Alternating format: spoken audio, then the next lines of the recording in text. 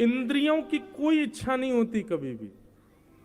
जीभ की इच्छा नहीं होती कि मुझे ये खाना है, हाथों की इच्छा नहीं होती कि मुझे ये स्पर्श करना है, पैरों की इच्छा नहीं होती कि मुझे यहां जाना है, नेत्रों की इच्छा नहीं होती कि मुझे ये देखना है। हाथ वही पकड़ेंगे जो आप पकड़वाओगे, पैर वहीं जाएंगे जहां ले जाओगे, मुख वही बोलेगा जो बुलवाओगे, नेत्र वही देखेंगे जो दिखाओगे। वास्तविक में इंद्रियों की कोई इच्छा नहीं है।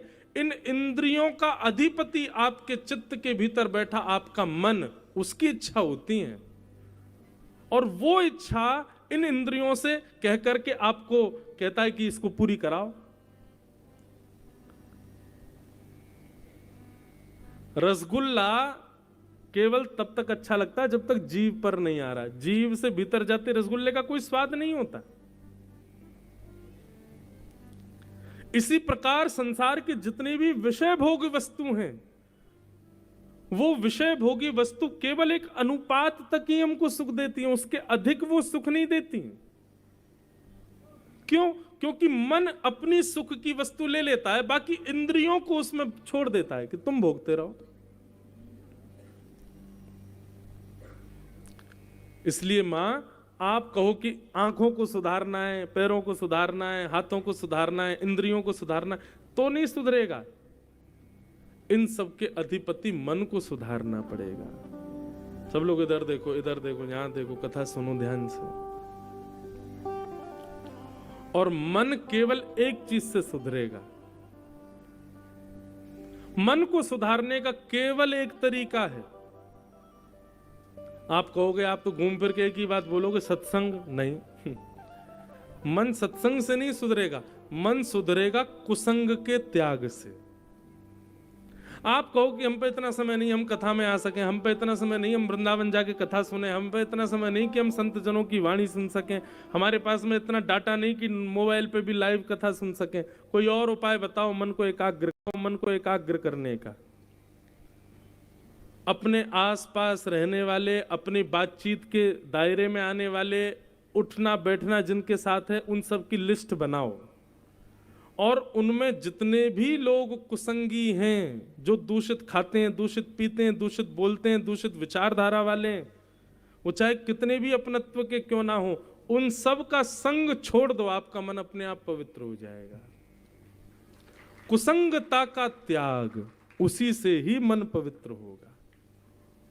मैं तो खूब कथा में बोलता हूं कि जो लोग कथा में नहीं आते, जो लोग कभी महाकाल नहीं जाते, जो लोग वृंदावन नहीं जाते, जो लोग कभी भाव से ठाकुर जी का दर्शन नहीं करते, संकीर्तन नहीं करते, ऐसे लोगों को सब जगह ब्लॉक मार दो। फोन पे ब्लॉक कर दो, सोशल मीडिया पे ब्लॉक कर दो, चाहे वो अपने चाचा ताऊ के बच्चे क्यों नहीं हो, सबको ब्लॉक करो। किसी से कोई मतलब नहीं, नातेदार जो ठाकुर जी का नहीं, हमारा उससे कोई संबंध नहीं। आप ये करके देखिए, अगले दिन से आपका मन ना ऐसा लगेगा जैसे मानो कबूतर का पंख जितना हल्का होता है ना, हवा में लहराता है, ऐसे मन जो भारी भारी रहता है हमेशा, जैसी कुसंगता का त्याग करोगे, मन अपने आप हल्का हो जाएगा, मन अपने आप पवित्र हो जाएगा, मन में अपने आप शुद्धता आ जाएगी। कुसंग व्यक्ति का संग हमारे मन को बिगाड़ता है।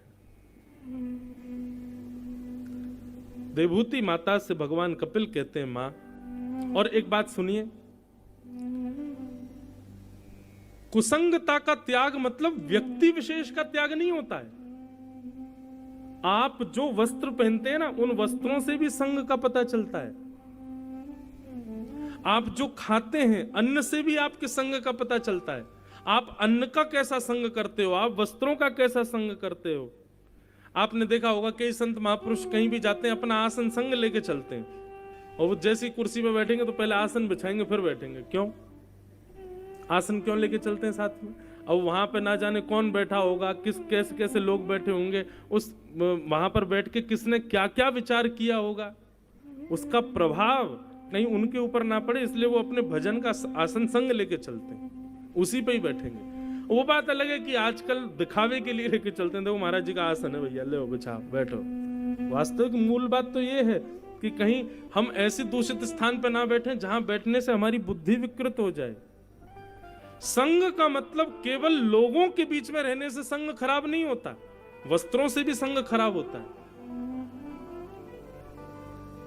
आज हम धोती पहनते हैं, बगलबंदी पहनते हैं, पटका पहनते हैं, शॉल ओढ़ते हैं, ये सात्विक वेशभूषा रखते हैं, इसीलिए कई हद तक कथाएं कह पाते हैं। जिस दिन ये वस्त्र बिगड़ जाए, जीन्स पहनने लग जाएं, टी शर्ट पहनने लग जाएं, अपने आप बुद्धि विकृत होने लग जाएगी। और विकृत तो बहुत दूर की बात, चलो मान लो कि मैं जीन्स पहन के आ भी गया मंच पर, कोई रोक टोक तो है नहीं, मुझे पहन सकता हूं, लेकिन मेरी बात का प्रभाव नहीं पड़ेगा आपके ऊपर। वो प्रभाव ही तब पड़ रहा है जब हमारे वस्त्र सात्विक हैं। तो संग केवल व्यक्ति से नहीं होता, संग आपकी जीवनचर्या से भी होता है। अब लोग कहते हैं प्याज लहसुन क्यों नहीं खाएं महाराज जी, कोई पाप थोड़ी है वो, कोई ऐसा थोड़ी नरक जाना पड़ेगा आपको, बस वो तामसी है। अभी 7 दिन यहाँ कथा चल रही है, तो अब आप सब लोगों का तो पता नहीं आप लोग घर जा क्या पाते हैं, लेकिन यहाँ जितने भी हमारे आयोजक परिवार, किरार परिवार, ये लोग बढ़िया शुद्ध भोजन कर रहे हैं, सात्विक भोजन कर रहे हैं, कोई प्याज लहसुन का प्रयोग नहीं कर रहे, शुद्ध सात्विक भोजन कर रहे हैं। इसका प्रभाव इनके मन पर यह पड़ रहा है कि ये 3 घंटा बैठ रहे हैं, 24 घंटा कथा चित्त में चल रही है, रात में लाल जी का दर्शन, सुबह लाल जी का दर्शन, 24 घंटे व्यापार आदि की इतनी चिंता नहीं हो रही होगी, 24 घंटा बस ठाकुर जी का स्मरण चल रहा होगा। क्यों? सात्विक आहार है। आहार की शुद्धि, वस्त्र की शुद्धि, आचरण की शुद्धि, संग की शुद्धि, सबसे मन पर बड़ा प्रभाव पड़ता है। आप लोग पहाड़ों पर जाते हैं, नदी किनारे जाते हैं, तो वहां अपने आप मन लगने लग जाता है। क्यों? सात्विक है, वातावरण शुद्ध है। वहां पर तामसी, जितना नगरों में तामसी लोग रहते हैं, इतने तामसी लोग वहां नहीं है, इसलिए आपका मन शांत हो रहा है।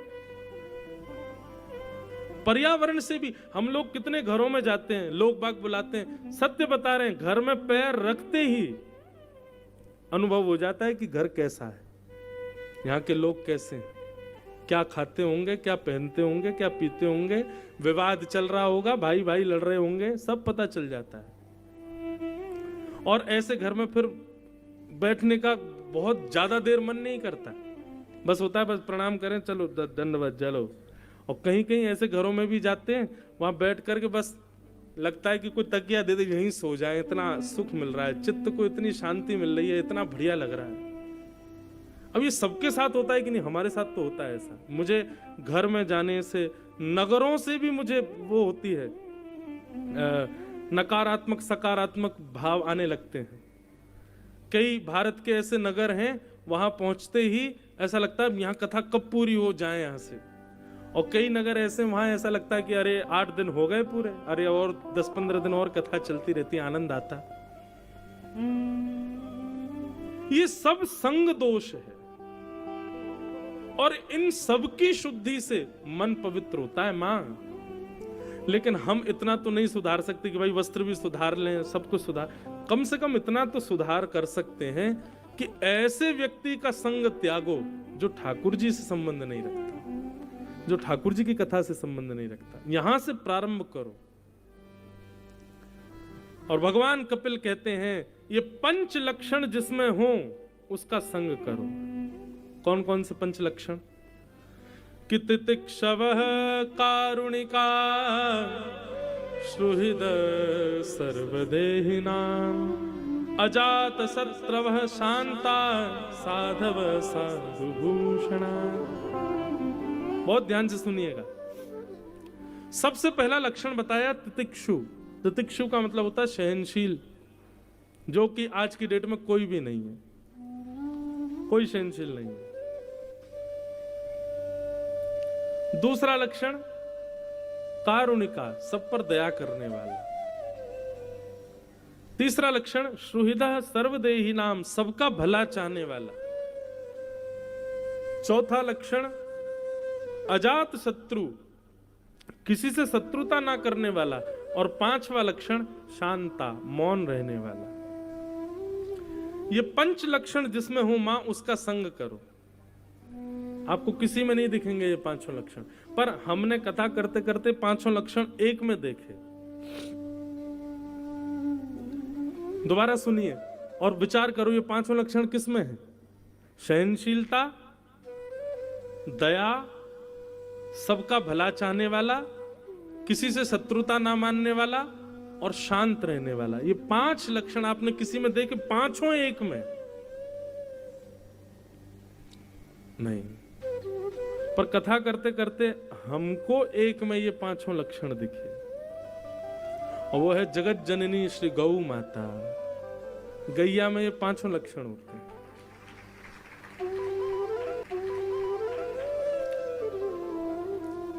केवल ताली नहीं बजानी, इस पे विचार करो, है कि नहीं ये पांचों लक्षण? ततिक शव, सहनशील। गैया सहनशील है, बहुत सहती है। दूसरा कारुणिका, सब पर दया करती है। कसाई भी जब पकड़ के ले जाते हैं तो मारने से पहले सोचते हैं थोड़ा दूध निकाल लो, मिल जाए चाय बना लेंगे, और अपने हत्यारों को भी दूध दे करके उन्हीं के हाथों मर जाती है। कारुणिका। श्रुहिदः सर्वदेही नाम, सबका भला चाहती है, केवल मेरे बच्चों का पेट भरे ऐसा नहीं, जो पिए सबको देती है।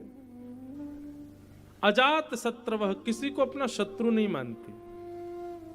और 5वां लक्षण शांता, शांत रहती है। आप कहोगे महाराज जी ये लक्षण तो भैंस में भी है, आपने उसका नाम क्यों नहीं लिया? मानव, मैं पहले से ही सोच के रखता हूं क्वेश्चन जो मानव मुझसे पूछ सकता है। आप कहोगे महाराज भैंस में भी है ये लक्षण, तो आप कहोगे महाराज जी बकरी में भी है, वो भी तो ऐसी रहती है बेचारी, वो भी दूध देती है, सबका भला करती है, ये करती है। लेकिन दोनों के स्वभाव में अंतर है। गाय का और भैंस का, दोनों का स्वभाव अलग है। हमारे ब्रज में तो ऐसा कहते हैं, भैंस का कोई निरंतर दूध पिए तो उसका शरीर भले ही बन जाएगा, लेकिन बुद्धि से जड़ हो जाएगा, बुद्धि में जड़त्व आ जाएगा, क्योंकि उसके दुग्ध में जड़त्वता है, आलसी होती है ना। और रही बात बकरी की, तो बकरी शांत नहीं रहती, मैं करती रहती है, अहंकारी होती है, 24 घंटा मैं करती रहती है। लेकिन गाय शांत रहती है, शांता, शांत स्वभाव है उसका। स्वभाव के रूप में गौ माता श्रेष्ठ है। तो ये 5 लक्षण जिसमें दिखे मैया, उसका संग करो। लेकिन ये 5 लक्षण आपको किसी में ना दिखे तो अपने अंदर लाने का प्रयास करो। एक विचार और हमने किया कि ये 5 लक्षण जो हैं, यदि नीचे से हम लाना प्रारंभ करें तो हमारे अंदर ये 5 लक्षण आ सकते हैं। जैसे कि अंतिम लक्षण बताया था शांत, मौन रहना प्रारंभ कर दो। आप मौन रहना प्रारंभ करेंगे तो आपके अंदर 4था लक्षण अपने आप आ जाएगा। क्या? अजात शत्रु, किसी से शत्रुता नहीं होना। शत्रुता होती उन्हीं लोगों की जो बोलते बहुत हैं, तो कम रहते, बोलते शांत रहते हैं। ये सूत्र है संस्कृत का, व्याकरण का सूत्र है, और हमारे शास्त्रों का सूत्र है कि मौने च कल हो नास्ति।